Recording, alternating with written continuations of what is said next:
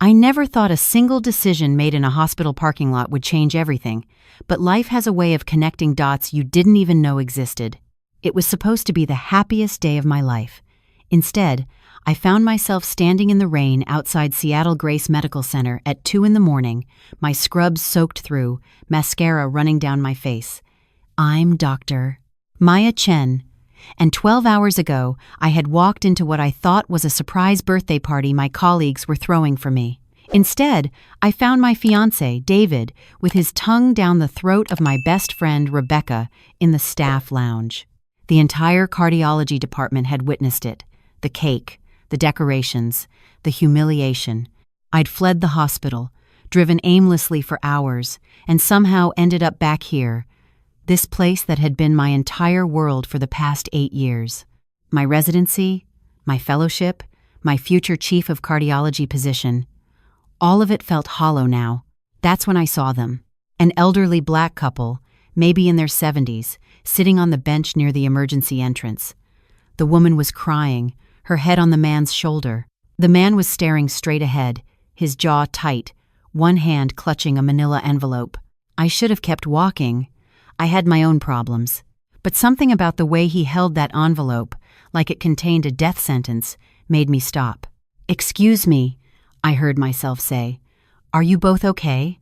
The woman looked up, her eyes red and swollen. The man didn't move. "We're fine, sweetheart," she said, but her voice cracked. Just waiting for our son to pick us up." I noticed then what the man was holding. Foreclosure papers. The words "Final Notice" stamped in red across the top. "I'm sorry," I said. I didn't mean to intrude. 43 years, the man finally spoke, his voice rough. "We've lived in that house for 43 years, raised our boy there, my wife's garden, the treehouse I built, all of it. Gone in 30 days. His wife squeezed his hand. "Charles, she doesn't need to hear about. Medical bills," he continued, as if she hadn't spoken. "Stage 4 cancer. Beat it, but the bills." He laughed bitterly. "What's the point of surviving if you lose everything anyway?" My heart cracked open. Here I was, crying over a cheating fiancé, and these people were losing their home because one of them had fought for their life. I did something I still can't explain. Maybe it was the emotional overflow from my own disaster. Maybe it was the 3 glasses of wine I'd had in my car. Maybe it was fate. I reached into my purse and pulled out a set of keys. "This is going to sound insane," I said, "but I have a cabin, about 2 hours north, near Lake Wenatchee. My grandmother left it to me when she passed 5 years ago. I've been there maybe 3 times. I was supposed to go there next week for my honeymoon, but..." I gestured vaguely at myself, drenched and destroyed. "That's not happening." I held out the keys. "Please, take them. Stay as long as you need." The woman's eyes widened. "Oh, honey, we couldn't possibly." "You can and you will," I said firmly. "The property taxes are paid through the end of the year. There's a well for water, solar panels for electricity, and a woodshed that's fully stocked. The address is written on this tag. Please." It would make me feel like something good came out of this absolutely terrible day. Charles stood up slowly. He was tall, with dignified posture despite his age. "Young lady, you don't know us. We could be anyone." "We could. You could give 2 people who just lost everything a place to breathe," I interrupted. "That's all I'm asking you to do." The woman stood too, reaching for my hands. "What's your name?" "Maya. Dr. Maya Chen. I'm Dorothy Barnes. This is my husband, Charles. And you." She pulled me into a hug that smelled like lavender and hope. "You're an angel." I wasn't an angel. I was a broken woman making an impulsive decision. But as I watched them walk toward the parking lot, Charles's arm around Dorothy's shoulders, something in my chest loosened just a little. I didn't see David or Rebecca after that night. I requested a transfer to the night shift, buried myself in work, and tried to forget I'd ever been stupid enough to believe in happy endings. 6 months passed. 6 months of 14-hour shifts, sleeping through the day, and avoiding any place I might run into my former life. I'd lost 15 pounds. My attending physician had started making concerned comments about my health. My mother called every day from San Francisco, begging me to come home, to take a break, to please, Maya, just talk to someone. I didn't tell her I was talking to someone. My therapist's name was Work, and we had a very committed relationship. It was a Tuesday when everything fell apart again. I was in the middle of a complicated valve replacement surgery when I felt it. A flutter in my chest, then another. My vision blurred at the edges. "Dr. Chen?" the nurse asked. "Are you all right?" "Fine," I managed, but I wasn't fine. My heart was racing, skipping beats, doing something it had never done before. "Dr. Chen, you're pale." "Do you need to?" I didn't hear the rest. My knees buckled, and the world went sideways. When I woke up, I was the patient. Hospital gown, IV in my arm, monitoring equipment beeping steadily. My attending, Dr. Harrison, stood at the foot of my bed, his expression grim. "Severe arrhythmia," he said. "Likely stress-induced. Maya, you've been pushing yourself too hard. Your heart is literally giving out from exhaustion." "I'm fine," I said automatically. "You coded on the table. You were dead for 47 seconds. That shut me up." "I'm admitting you," Dr. Harrison continued. "Mandatory 2-week leave starting immediately. You need rest, proper meals, and frankly, a life outside this hospital." "I don't have anywhere to go," I said quietly. "Then find somewhere. Because if you come back here in 2 weeks, I'm suspending your privileges until you do." They discharged me the next day with a bag full of medications and strict instructions to do absolutely nothing strenuous. I sat in my apartment, the silence suffocating, and realized I had nowhere to go. No friends who weren't at the hospital. No family close by. No fiancé to care if I lived or died. Then I remembered. The cabin. I'd completely forgotten about Charles and Dorothy. Had they ever gone there? Were they still there? I hadn't heard anything. But I'd also changed my phone number after the breakup, desperate to sever all ties to my old life. I didn't have their contact information. I didn't know if they were even alive. But I had nowhere else to go. The drive north was longer than I remembered. My hands shook on the steering wheel. Twice, I had to pull over because my heart started racing again. The medication made me drowsy, and several times I nodded off at red lights. By the time I turned onto the gravel road leading to the cabin, the sun was setting, painting the lake in shades of amber and gold. And there, in the driveway, was a car I didn't recognize. My chest tightened. Someone was here, maybe Charles and Dorothy, maybe squatters. Maybe I'd made the stupidest decision of my life, giving strangers access to my only refuge. I parked and walked to the front door on shaking legs. Before I could knock, it swung open. A man stood there, tall, maybe late 30s, with warm brown skin, kind eyes, and Dorothy's exact smile. "Can I help you?" he asked. "This is my cabin," I said. "I'm Maya Chen." His eyes widened. "Dr. Chen?" "Yes." He immediately stepped aside. "Please, come in. I'm James Barnes. You gave my parents keys to this place 6 months ago." I stepped inside and stopped breathing. The cabin I'd inherited had been a dusty, neglected space filled with my grandmother's old furniture and years of cobwebs. Now it was transformed. The floors gleamed. Fresh flowers sat on the dining table. The old stone fireplace had been restored, a fire crackling warmly. The smell of baking bread filled the air. "Your parents," I managed. "Are they?" "In the back garden," James said. "Mom's been growing vegetables. She's got tomatoes the size of your fist now. Dad rebuilt the dock last month. They've been—" He paused, his voice thick with emotion. "Dr. Chen, you saved their lives. I just gave them keys. You gave them more than that." He gestured for me to sit. After the foreclosure, they had nothing. Mom had been so sick, and Dad had spent everything trying to save her. They were about to move into their car when you found them. This place. It gave them hope again. Tears stung my eyes. "I'm glad. What brings you here?" James asked gently. "My parents said you were getting married. That didn't work out."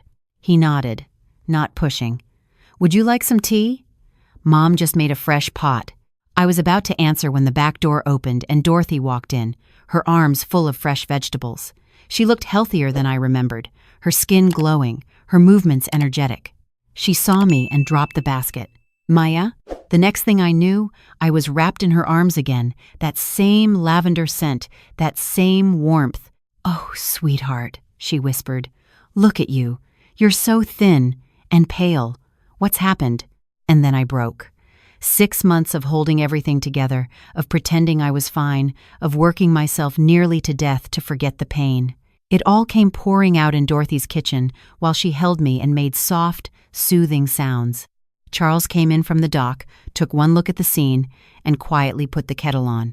"You're staying here," Dorothy announced when my tears finally subsided. "No arguments. Look at you. You're running on empty, baby. I can't impose." "Impose?" Charles snorted. "Young lady, you gave us our lives back. The least we can do is feed you some decent meals." James pulled out a chair for me. "Dad's right.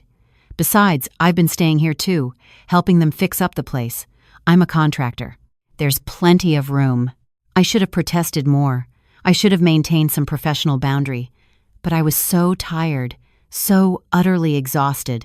"Just for a few days," I heard myself say. Those few days turned into 2 weeks. Dorothy cooked 3 meals a day, every day, with fresh ingredients from her garden.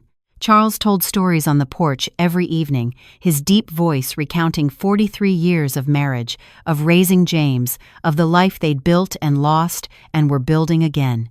James worked on the cabin during the day, always asking my permission before changing anything, and in the evenings, he'd sit with me by the lake, 2 quiet people who understood what it meant to start over. Slowly, I began to feel human again. My hands stopped shaking, my heart rate stabilized. I slept through the night without nightmares of David's betrayal or the sound of my flatline in the OR. One evening, about 10 days into my stay, I was helping Dorothy with dinner prep when she said, "You know, James was married once." I fumbled the tomato I was cutting. "Oh?" "High school sweethearts. She left him 3 years ago for someone with more money, more status, took their daughter with her. He only gets to see Emma every other weekend." My chest ached. "I'm sorry." "He rebuilt my parents' lives," Dorothy said quietly. "But he hasn't rebuilt his own. Just works himself to exhaustion, pays child support, and goes home to an empty apartment." She looked at me meaningfully. "Sound familiar?" It did. God, it did. That night, James and I sat on the dock he'd rebuilt, our feet dangling over the water. "My mom's not subtle," he said. I laughed. "No, she's not. For what it's worth," he continued, "I'm glad you came here. My parents talk about you all the time, the angel doctor who saved them. I'm not an angel. I was just broken. And helping them was the only thing that made me feel less broken." James turned to me, his expression serious. "Can I tell you something?" I nodded. "When my ex left, she said I was too ordinary, not ambitious enough. I was just a contractor, and she wanted someone who could give her a bigger life." He laughed without humor. "I spent 3 years believing her, believing I wasn't enough." "You rebuilt your parents' entire world," I said fiercely. "You gave up your own apartment to stay here with them. You work yourself to exhaustion to pay for a daughter you barely get to see. You're not ordinary. You're extraordinary." He stared at me for a long moment. "So are you." I didn't realize I was crying until he reached over and wiped a tear from my cheek. "We're a mess, aren't we?" I whispered. "Yeah," he agreed. "But maybe that's okay." The next morning, I woke to shouting. I threw on clothes and ran downstairs to find Charles on the phone, his face ashen. "We'll be there in 30 minutes, he said, then hung up. "What's wrong?" I asked. "James's ex-wife was in a car accident," Dorothy said, her voice shaking. "She's in critical condition. Emma was with her. She's asking for James." James came down the stairs, his face pale. "I have to go. Emma's at Seattle Grace, my hospital." "Of course." "I'm coming with you," I said. "Maya, you're supposed to be resting. That's my hospital. I know everyone there. I can help." I grabbed my keys. "We're wasting time." The drive back to Seattle was the longest 2 hours of my life.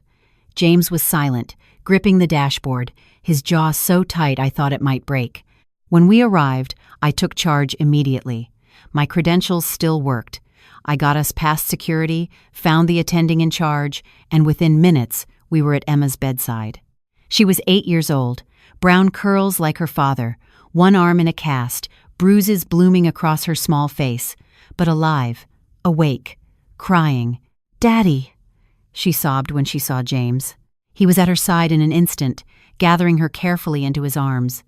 "I'm here, baby. Daddy's here." "Mommy's not waking up," Emma whimpered. "The doctors said—" They said.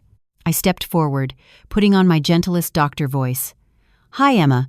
I'm Dr. Maya. I'm a friend of your dad's. Can I check on your mom for you?" She nodded, her face buried in James's chest. I found the nurse, got the chart, and my heart sank. James's ex-wife, Nicole, had sustained severe head trauma. She was in a coma. The prognosis was uncertain. I returned to the room and met James's eyes.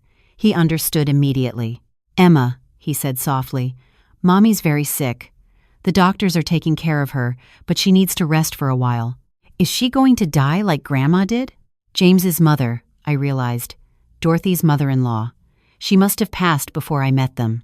"The doctors are doing everything they can," I said, "and I promise you, I'll make sure the very best doctors are looking after her." And I did. I called in favors. I contacted the head of neurology. I stayed at that hospital for 18 hours straight, monitoring Nicole's care, because Emma needed her mother and James needed his daughter to have hope. Nicole woke up 3 days later, disoriented, confused, but alive. And she said something that changed everything. "Where's Emma?" she asked James, who'd barely left the hospital. "Is she with your parents?" "She's with my parents, yes," James said carefully. Nicole started crying. "I'm so sorry. I'm so sorry. I've been terrible to you, taking Emma away, poisoning her against you, all because I was ashamed." "Ashamed?" James asked. "I married Greg for his money. I thought it would make me happy.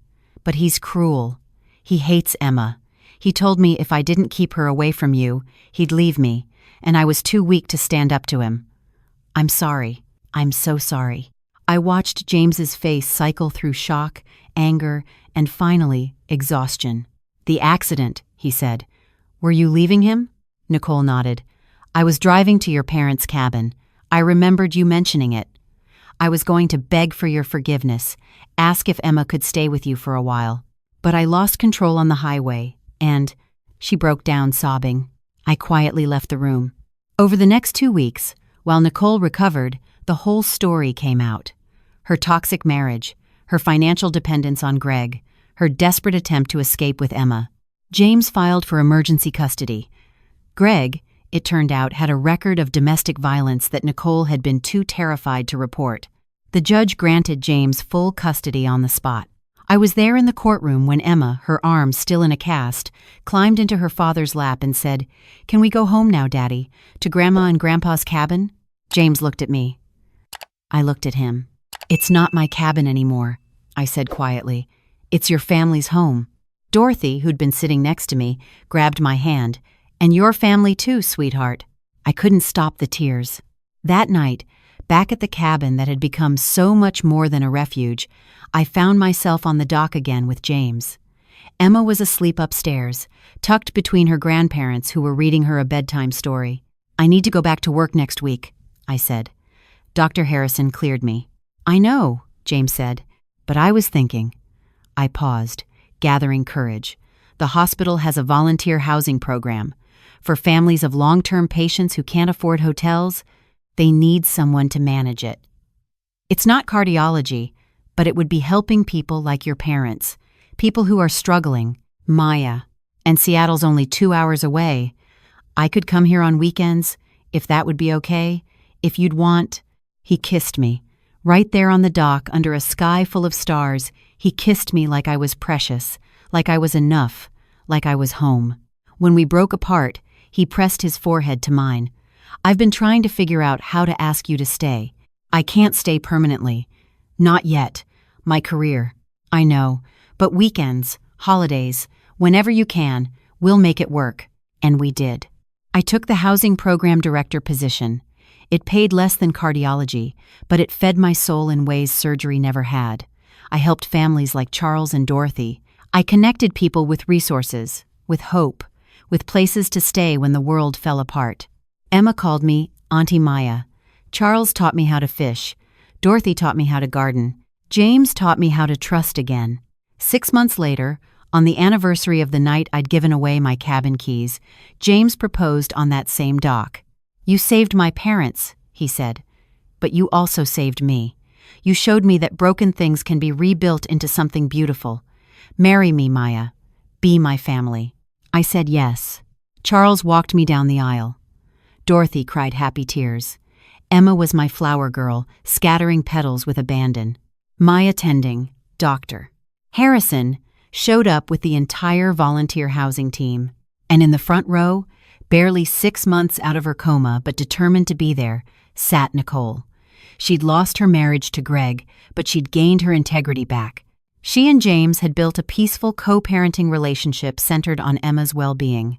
She caught my eye before the ceremony and mouthed, "Thank you." I mouthed back, "Thank you too," because the truth was, we'd all saved each other. As I stood there, James's hands in mine, I thought about that rainy night in the hospital parking lot, the worst night of my life, the night I'd given away the only thing I had left to 2 strangers who'd given me everything back. Not a cabin, not a refuge, a family, a home, a second chance. The officiant said, "You may kiss the bride." James kissed me, and somewhere in the crowd, Dorothy shouted, "That's our angel." But I wasn't an angel. I was just a broken woman who'd learned that sometimes the best way to heal yourself is to help someone else. And sometimes the family you choose is the one you were always meant to find. As we walked back down the aisle, Emma between us holding both our hands, I saw Charles wipe tears from his eyes. 43 years in one house, he'd told me that night, all of it gone. But standing there, in front of a new house filled with love, I understood. They hadn't lost their home. They'd just found a bigger one, and so had I.